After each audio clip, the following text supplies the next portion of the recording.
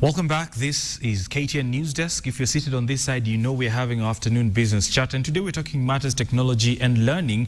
And tech is always exciting here. Now, there's a lot of illiteracy in this country. Well, we're not so bad compared to the region, but there are countries that are worse. Now, there are few people who are trying to curb that using technology. And joining me today is a gentleman from Microsoft Mobile Devices. I'm talking about Moses Sitati, who is an evangelist for apps. Yeah, that's right. Right. Moses, there's an interesting study you have on how the use of apps is helping curb illiteracy, and not just for children but for adults. What's that about?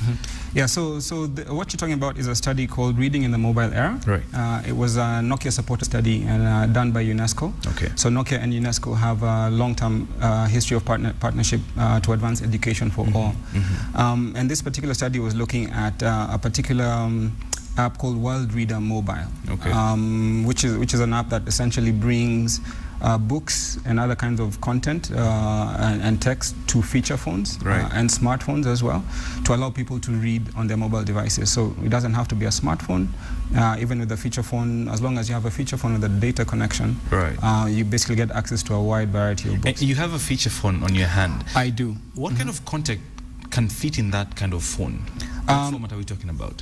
So right now we're talking about, for this particular kind of phone, a Java application can run on this, and the books appear as text basically. Okay. So this app is called Bainu, and can be accessed at the site. The mobile website is m.bainu.com. Right. Once you download that to your Android phone or to your feature phone, right, essentially allows you to get text page by page or chapter by chapter and read your books. What kind of text? Who moderates this to ensure that whatever you're getting, because here we're trying to fight illiteracy, that whatever you're getting is at the level of the person who's using it? Yeah, so the Worldreader, the whole purpose of existing is to provide books and through technology, right, to the world's populations. So they actually approach publication houses to get officially published books to avail in the store. So this is content that is moderated by, say, the ministry or whatever officials or published publication houses as well. Okay. Moses, there are lots of young people in the app development space. Is this a lucrative avenue they can jump in? I'd say there are gaps. My advice to local developers would be to look at where the gaps are. So one of the aspects that came up in the study was women actually read quite a lot more than men. So on a monthly basis, women are reading about 207 minutes, while men were reading about 33 minutes. Because they have a lot of time in their hands, right? No. I think the content in there was also maybe catering more to women. Men we found would be interested in more in current affairs, education and career kind of content. Right. So local developers should kind of, if they looked at this study, for example, should look at what are the gaps. Even content for kids as well was not there. Right. One of the things that came up also was that about a third, there were 4,000 respondents in the study, and about a third of those read to their kids. They find books for kids and read to them, but another third were saying they couldn't get enough content for their kids. Moses, is this a competition or a compliment to, say, President Uhuru's dream of putting a laptop in the hand of every child?